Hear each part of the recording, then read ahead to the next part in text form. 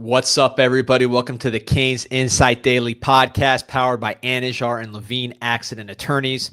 Hope you had a great weekend as we get ready for holiday season.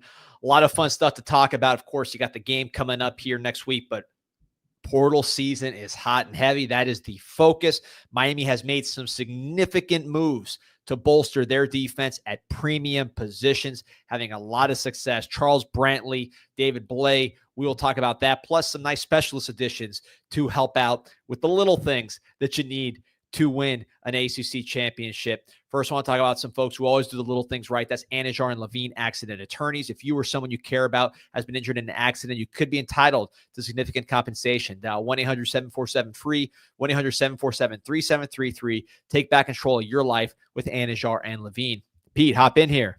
Good morning. Good morning. Feeling good. I like the early one. I know we usually do it around lunchtime, guys, but because of scheduling, we had to do it early. Like Omar says, the holiday breakfast show. It's the 23rd. No one's really working anyway, so stop lying to yourselves. Tune into the show.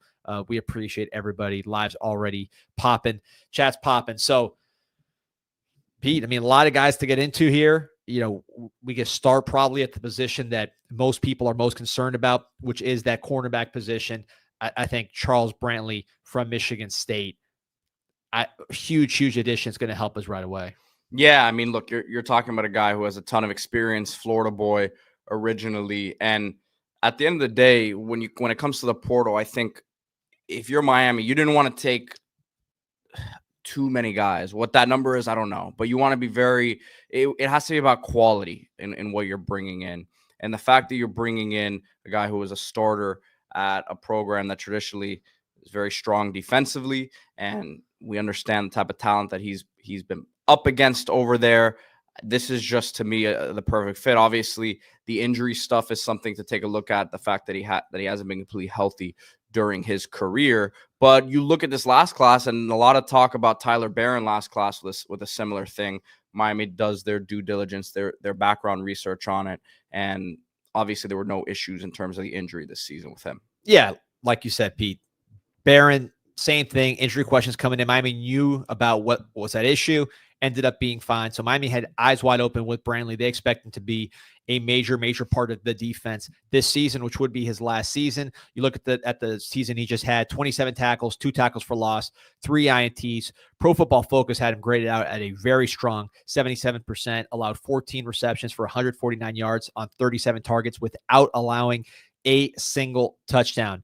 Career-wise, this guy's made a lot of plays. He's been playing big snaps since he was a true freshman. He came out of Venice, Florida, so he's a guy that we watched in high school. If you go to CanesInsight.com, 7 million posts and counting, biggest Canes community on the planet. Sign up if you haven't already.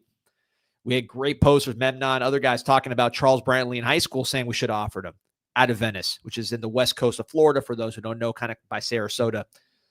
And he was a hell of a player in high school. He returned kicks.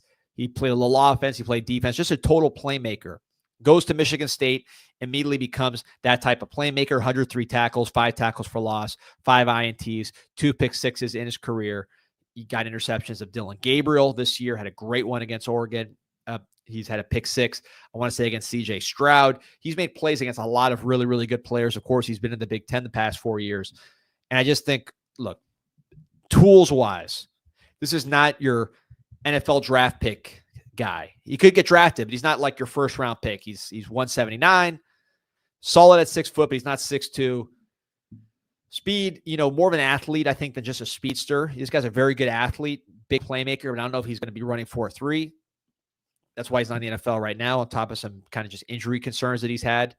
But what I think this Miami defense needs more than anything, particularly the secondary, is an alpha, a playmaker, somebody that's going to make the play, the big play, who's going to bring the energy, who's going to make the tackle. And I think with Brantley, he really brings that edge and that instinct of being a playmaker, which you haven't had that in this Miami secondary. So you had Cam Kitchens at the safety position, but at the corner position, it's been a while since he had that edge. So I think this guy brings that playmaking to that position, which is very, very much needed. Well, and again, I mentioned it before, but the fact that you see the clips, you see the teams he's playing, like that's a little bit different than.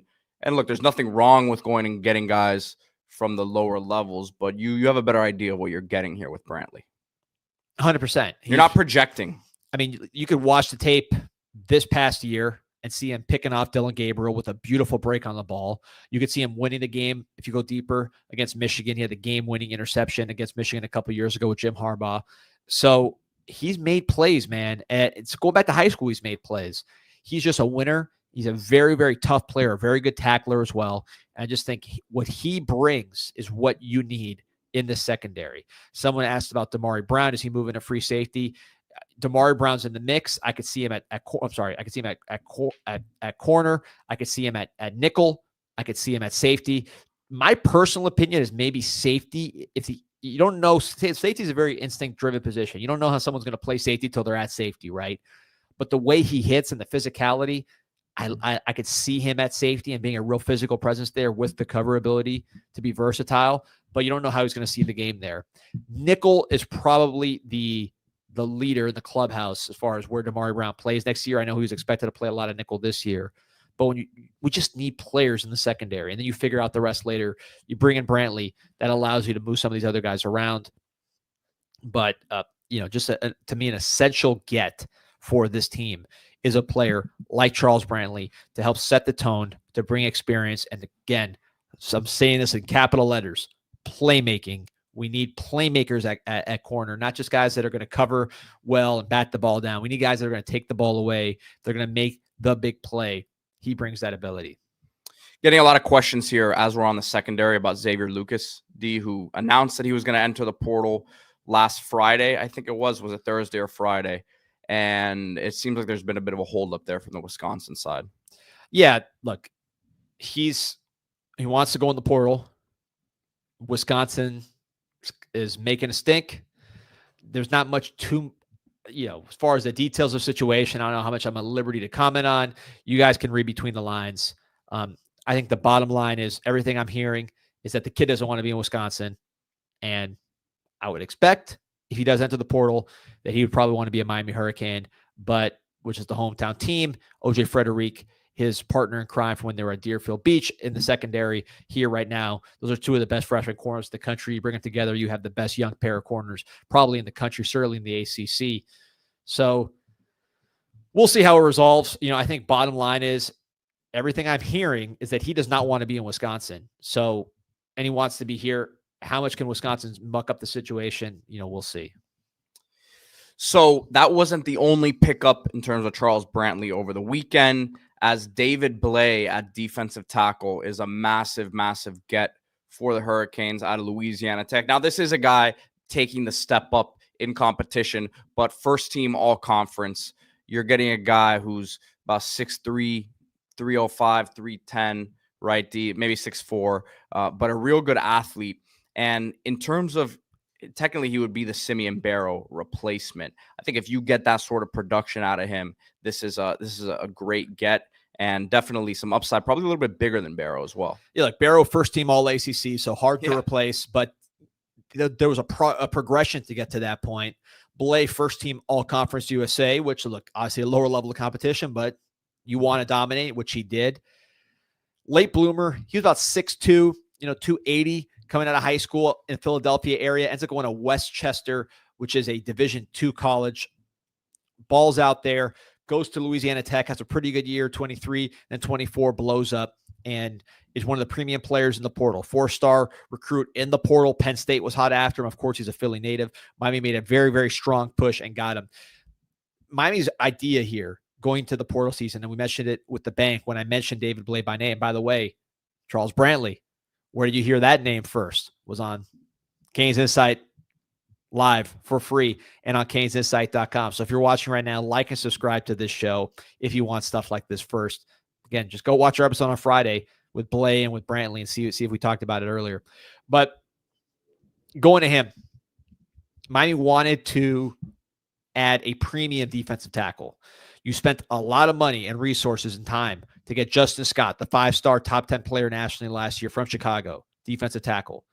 You've got Josh Horton, who you developed for a couple years and now is finally starting to get healthy and make plays in practice.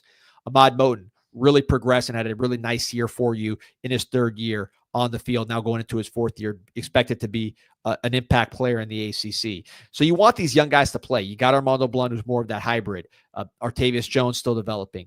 You got young defensive tackles that got to play. And I think you don't want, if you add 3 guys, you're stunting development.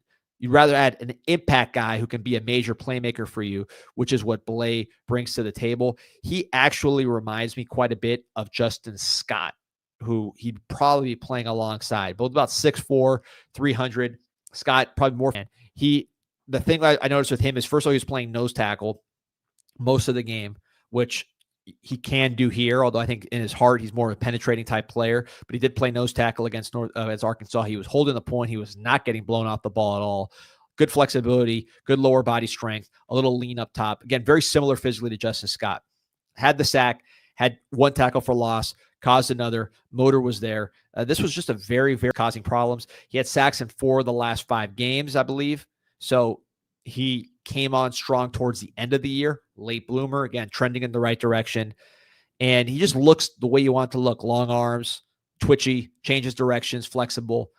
Him and Justin Scott together, if they can stay healthy, I think is a really nice player. Defensive tackles, of course, Amon Moten is going to figure prominently in that mix. He was one of the better guys we had this year. And then you need Josh Horton to stay healthy and do something. If you do that, you are much better athletically and physically than you've been in the past, where you've really been patching it together at defensive tackle with maybe a small guy here, maybe just a body here, maybe a project here, just trying to get numbers at the position, as opposed to, hey, these are guys that are big, athletic, productive, and we feel good about, which I think if the young guys develop, that's what you could be looking at with Miami next year at D tackle. This was a huge step because you needed a proven commodity at defensive tackle. There were 2 big targets, Keyshawn Silver, David Blay. End up getting David Blay. I actually think David Blay is the better player of the 2. Keyshawn Silver, former 5-star, great athlete, great size, SEC tested, probably more of a plugger. I think Blay is much more of an interior pass rusher, much more of just an emergent talent, productive player. I know it was a lower level competition, but he did it against SEC as well. So I think Blay, if I'd picked Blay and Silver, obviously it's convenient because we got Blay, we didn't get Silver, but I think Blay is more what I would rather bet on, which is productivity while still not giving up the tools, because he's 6'4", he's 310, he's athletic. You're not losing the body types necessarily. You're not as big as Silver, but you're not getting like a 5'10", overachiever. You're getting a guy with physical upside who's productive. I like Blay. Love the addition of Blay. I think it was a crucial position. You talk about number 1 corner with Brantley. You talk about number 1 defensive tackle with Blay. Those are 2 major pieces that you got to land and that are hard to land. You land those, you're ahead of schedule. Of course, there's a big question at quarterback, which I'm sure we'll get a lot of questions about here in this chat. That needs to get solved. But really 2 of the hardest positions that you needed to get: corner, D tackle, hot commodities anywhere, high school, portal. You're always battling NFL draft for those positions. And I think you've gotten the premium guys you need there. Of course, you still want to add to the secondary. Maybe you get a depth guy at defensive tackle, but you're in great, great shape for December 23rd. Before we get to a couple other guys here, like this video, subscribe to the channel. Everyone, have almost 900 on with us live. We had some questions about Bear Alexander, whether or not Miami was interested there. My thing is this: D tackle is an expensive position, no matter what. Because some people said, yeah, they may have been interested, but he got paid. D tackle is an expensive position. I'm sure Blay is getting paid very well too. If you're going to go pay someone at a premium position of need, I'd rather go get a guy who, again, he's taking a step up in competition, but Bear Alexander's had 1 year in his 4 years in college now where he's actually, produced to a consistent level. So you have one, is it 3 or 4 years he's been there? Either way, 1 consistent year, right? So yeah, the upside's there, but like Oregon's in a position where they can go take a chance on him, and it's a little bit more of a luxury pickup for them. Yeah, I think you nailed it. Oregon, best team in the country. So if he's good enough for them, it tells you something. But the role is what you're looking at. We needed somebody to be the tip of the spear, the top defensive tackle that we can count on. Blay, much more reliable option than Bear Alexander. Bear Alexander to them is reclamation project. If it hits, it's going to be a really nice piece of the rotation, but they're not counting on Bear Alexander like we're counting on David Blay. Blay, to me, was the top defensive tackle on the portal. When you look at production, he's trending in the right direction. People around Louisiana Tech say this guy's an NFL guy. So Penn State, of course, really hard after him. Penn State's done really, really well on defense in terms of NFL players. They were hot after this guy. He's from Pennsylvania. So I think this was a huge, huge win, both in terms of internally how we looked at it and just looking at the board. So I'm excited, man. I think this was the guy we needed. Is he going to be replace Barrow? I don't know. That remains to be seen. But I think as a whole, this defensive tackle group can be better if Justin Scott makes that leap, because Justin Scott now is a true sophomore. You're a top 10 player. You get into your sophomore year. It's go time. He's got to be an impact guy. Ruben Bain, as a true freshman, was dominant. Scott, different position, developing, got snaps. Now it's time for Scott to truly crank it up and play like a future first-round pick. And the pressure's not all on him because you have Moten, who had a great year. You have Blay, who had a great year at Louisiana Tech last year. So if Scott becomes that guy where he's your best player on defense or your best player on the D-line, at least at D tackle, now Blay's your number 2 guy who's very similar physically to Scott, and Moten's your number 2 or number 3 guy who some people think can be your number 1 guy based on pure talent. You're seeing how it comes together there. And of course, Horton, body type wise, athletically, right there with those other 3, but he needs to stay healthy and be consistent. Jordan Robeck says, stop already with the excuses. Bear better. Miami always gets tier 2. Stop already. It goes in every position. Bear has had 1 productive year. Yeah. And he's coming off a season with 5 tackles. Yeah, I don't see exactly. Bear Alexander. I mean, let's see. So David Blay, I'm just looking at the rankings here. He's got a 92 ranking on him. So, that's pretty good. Let's see what Bear's ranking was, just since he was brought up. Look, portal rankings are subject to debate.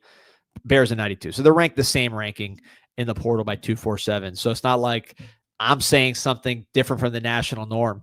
I will tell you personally, I would much rather have a Blade than a Bear Alexander for this team, because you need guys that you can count on and guys that are not running into the portal every 2 seconds and quitting on their team and just being erratic. I want someone who's reliable. Blay has shown no indications of any kind of erratic behavior. He's been solid and solidly progressing to the point where now he is a top player in the portal. That's what I think we need. And then, of course, the Justin Scotts and the Motens and the Hortons to develop. Yeah, and look, we've had some comments about Moten here, but D tackle is such a position of development, and sometimes it's not even just development. Sometimes it just takes those guys a couple years for that light to go off and the physicality, the physical nature of that position to kind of take hold. Yep, 1,000 people in the chat. Remember, like and subscribe. Appreciate everybody's support. Here we go. Cafecito and Kane show. Merry Christmas, boys. Any names at linebacker you guys like in the portal? Appreciate your support, by the way. I like Popo, Pruitt, and Hayes, but they need to add at least 1 more impact guy. I think, you saw Gabayer from Nebraska come in for a visit. He ended up going to Missouri. I think Miami really wants a true impact guy if they get a linebacker. They don't just want to take bodies. So you have young guys that need to play. I mean, you're paying these guys a lot of money. Pruitt's now entering his 2nd year. He's got a lot of people excited. Hayes, same thing. Aguirre entering his 3rd year. He was playing really well before he got banged up. So I think you want to make sure that those guys get on the field and perform and show you what they got. I do think, look, if there's an impact defensive back 7 type player, like a strong safety, we have a safety, but it's just somebody who can run and hit, linebacker with speed, I think you go after him. But I don't think you just bring in a guy just to bring in a guy. You need guys at that position that could be impact guys. And hopefully one of your young guys can be that, because you've recruited a lot of talent at that position. You spent a lot of money at that position. You need one of those guys to hit. I don't think that's a position where you just bring in somebody that's going to take a starting spot, kind of like Alderman last year, at least how you thought he was going to be last year. Where we're at right now, I say impact or go with your young guys. Maybe you get an upside depth guy, but I wouldn't take someone who's going to come in and be a starter and not improve your athleticism and your ability to run and hit. And look, maybe it's a big safety that's more of a run stopper, but someone in that back 7 needs to be able to run and hit. And that's, if we're adding somebody, it would be somebody that truly impacts you as opposed to just a body. That's my view of the situation. So on top of these defensive pickups over the weekend, some special teams gets, starting with Carter Davis, kickoff specialist. Yeah, and how about we make these guys these would be your Beacon Adjusters player prospects of the week. We'll give some love to the specialists here for Beacon Adjusters, because look, these guys help you win games, man. You can't win without the specialist. And I think when you look at this team this year, we really could have used the specialist. So Andres Borregales, one of the best kickers in the country, hands down, but he wasn't the biggest guy in the world. This isn't the biggest guy in the world. So when you had Borregales, he was making field goals, he was doing his thing. Towards the end of the year, you did see some decline in his ability to kick the ball at the end zone. We had 2 kicks returned on us to the house. Of course, that made a huge impact on those games, able to, to win those games. But I mean, that's bad business. You could lose a game you should win based on a kick return to the house. Some of that's coverage units. Markeith Williams on a couple of those really didn't do what he needed to do, but coverage units don't matter if you are kicking it out the back of the end zone. So what do? You have a kicker on campus, Abram Murray, who you like. This was a top-rated kicker from Louisiana that you brought in a year ago, who kicked very, very well in practice, number 40. His leg looked good in the games. I think he's probably going to be your kicker of the future. But with Carter Davis from FAU, he's posting an 81% touchback rate last year, which is much better than what we had. He's from Broward County, so he's a local guy, went to Western High School. He hit a 51-yard field goal, but I don't think you're bringing him in to make kicks. He is a kickoff specialist, and that specialist is what you need in this 105 scholarship roster future that you have, that you can invest in one particular play that happens many times over the course of a game. I mean, we kicked off a lot this year because of Cam Ward. Hopefully we're kicking off a lot next year, depending on who we bring in at quarterback and on offense. But those are plays. Those are not watching from the sideline depth. These are plays that are happening in the game. So a guy that can impact those plays in the game positively gives you a much better chance to win on the fringes. And I think that's what you're doing here. You're saying we got 105 scholarships in the future. There's a local guy. If he wins the job at kicker, great. Who knows how these kickers develop and when it clicks. But if he can't, he's still going to be on the field helping you win football games in 2025. He's not just going to be sitting on the bench. So from that standpoint, I think that makes a lot of sense. Abram Murray, I've not seen him do kickoffs, so I don't know if Abram Murray is capable of handling both. I've seen him kick field goals. He's got a good leg. But look, if he can do both, great. If he can't, this guy will help on the kickoffs. And if it's like Borregales, where maybe he can do both, but towards the end of the year he wears down, take some load off him with the kickoff specialist. So, I think this is a move that makes a lot of sense, especially in the 105 roster era. Also, he had a long snapper, Adam Booker, big guy from Charlotte. He's a North Carolina native, 6'4", 205. I mean, I am not a long snapper connoisseur, but 98% snap grade, 3 tackles, big kid. This is a position that we've been pretty good at, have not had a lot of bad snaps, been very, very good at field goal in general. So I hope to see that continue with Adam Booker. But look, you got to make these moves on the fringes. This is how you win games. If it doesn't go, if you mess up a snap or you get a kick called, kick out of bounds or a kick that gets returned on you, everybody's firing the special teams coach. So these are moves that help make the special teams coach look good. And shout out to people who make you look good. If you have a claim, that's Beacon Adjusters. If your property has been affected by Hurricane Helene, Hurricane Milton, and other storms, Beacon Adjustors Group is here to help. Doesn't matter if you're Florida, California, anywhere in between. With years of experience handling storm-related damage, we work tirelessly to ensure that you get the compensation you deserve. From assessment to settlement, our team of trusted experts will guide you every step of the way. Don't feel the aftermath alone. Let Beacon Adjusters Group restore your peace of mind. Call us today, and that's 954-466-4224. That is 954-466-4224.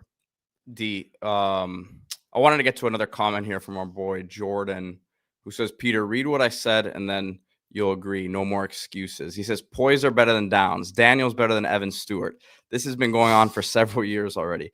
Please stop with the excuses. We lose out all the time. My brother, these guys are in completely different classes. Number one, Caleb Downs was last class. Stewart was last class. Who would you rather them get out of the portal at safety right now than Poise? Or who else are they supposed to get right now?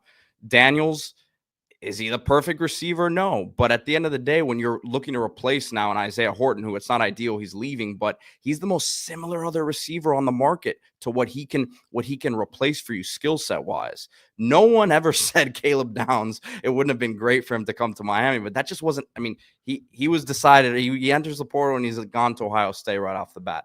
Evan Stewart, a bunch of different things with that one, right? But like, no one ever said Miami lost out on those battles, right? Was Miami ever in those recruitments? And it's just it's not a good argument, man. So here you go. So I'm going to the portal rankings at safety. Number 1, Dylan Thieneman for Purdue going to Oregon State. I mean, look, we all thought he was a great player. He is a great player. White safety, hard to get a guy like that from the Midwest to Miami. Let's just be real. He goes to Oregon, number 1 team in the country. Okay. Number 2 safety in the portal, Zechariah Poyser, going to Miami. 3 years of eligibility, lifelong Canes fan, 41-inch vert, very, very good redshirt freshman season at Jacksonville State. The reason he is ranked so high on 247, coming from Jacksonville State, is because the film, the traits, he's a late bloomer, played receiver in high school, played basketball, small area right there, small school right there in the Ocala area by the Villages. And he's on the way up. There was an SEC staffer talking to 247 who told them, this is way before Miami had interest, and this is not, us reporting. This is 247 national reporting. SEC staffer said this guy is one of the best young safeties in America and has all-America potential. So I don't think you're going to do better at safety than this guy. This is premium. This is not going down the board here. This is, if you sat there and looked, yes, we wanted Dylan Thieneman, who didn't, but that's not realistic just because of a lot of things. If you're sitting there and saying, which safety besides him do we want on the Hurricanes? To me, he's top of the board. He's the highest ranked. He's local. He's 3 years of eligibility. He's physically gifted. He's trending up.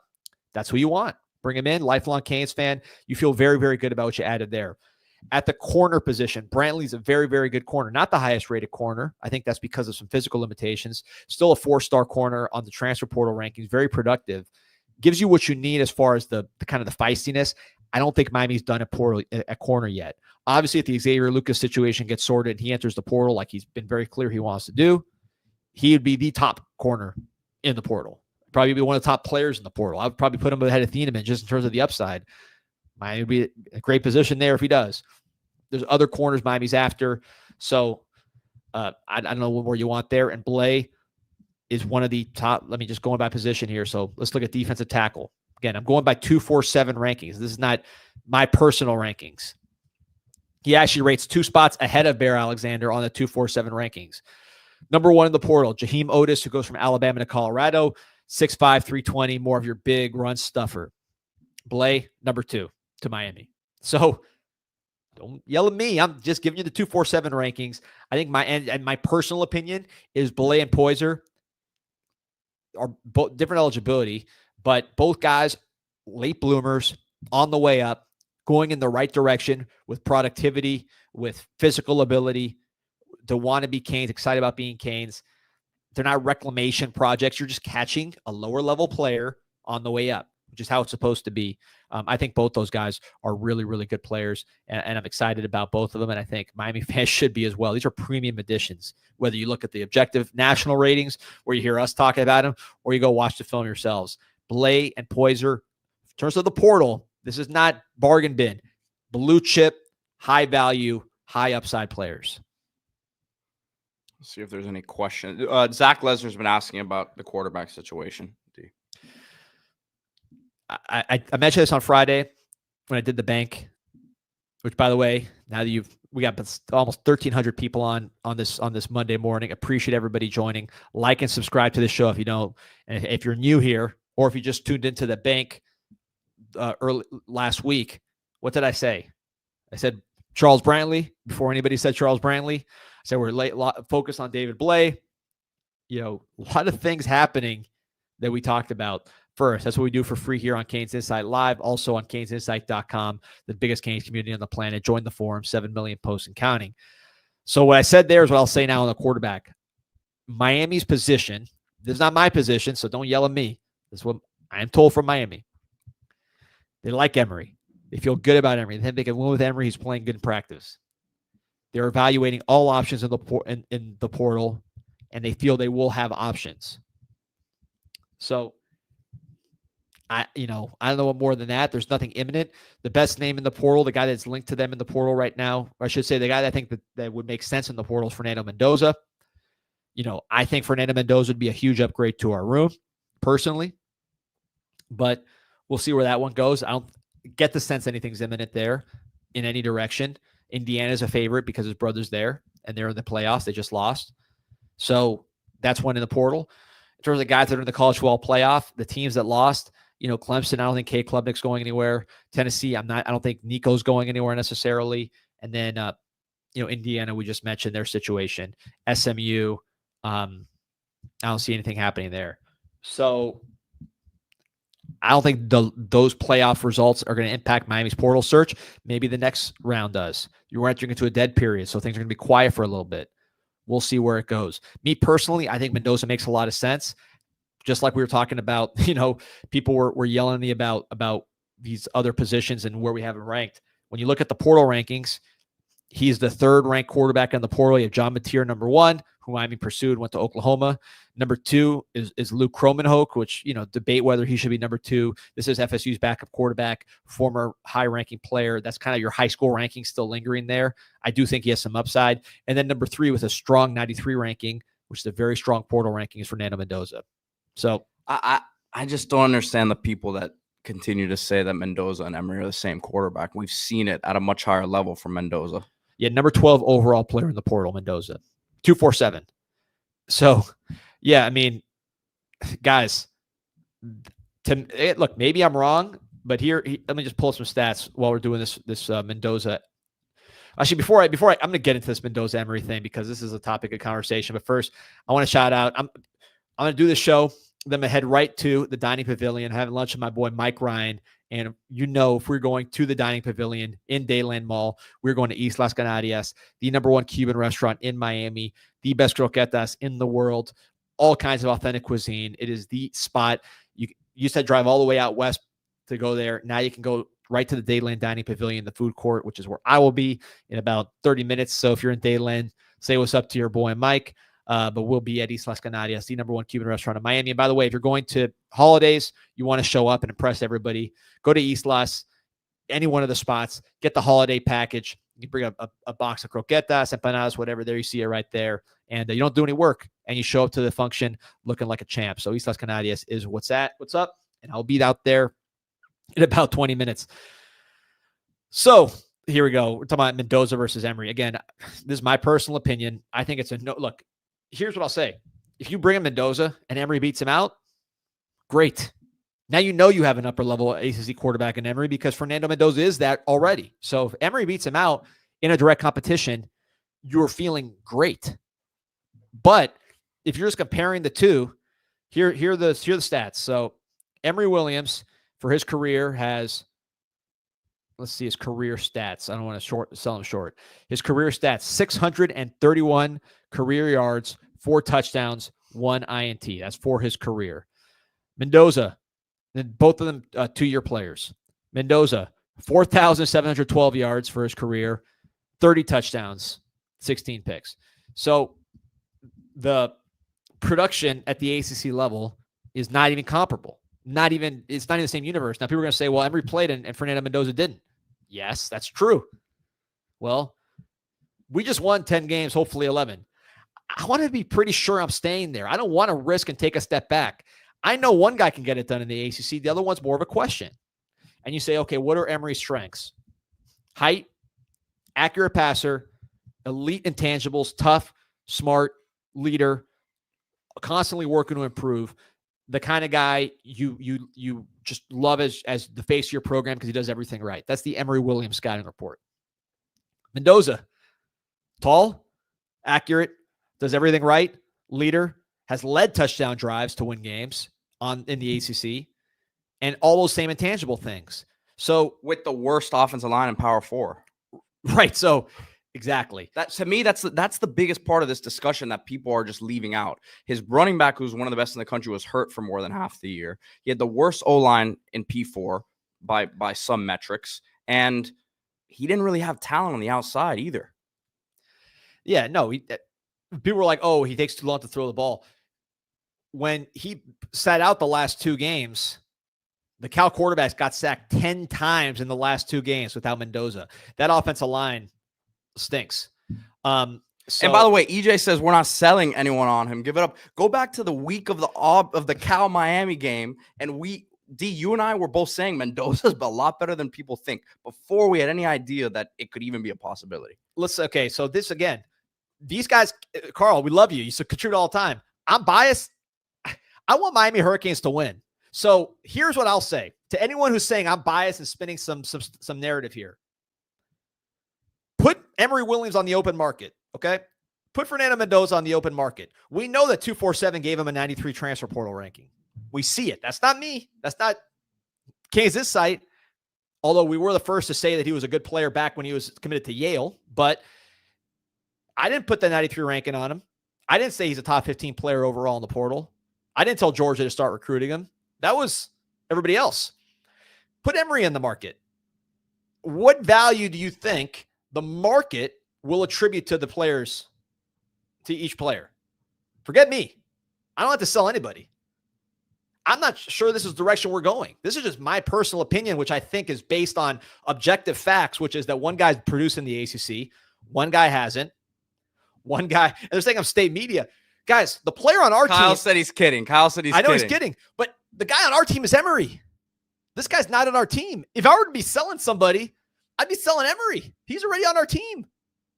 So if I'm selling things and spinning propaganda, why would I be selling the player that's not on our team instead of the player that's on our team? Does that make sense? Again, if this guy was not Cuban, and if his name was Smith and he was from Texas and he was putting up the same numbers and had the same portal ranking, everybody would love him.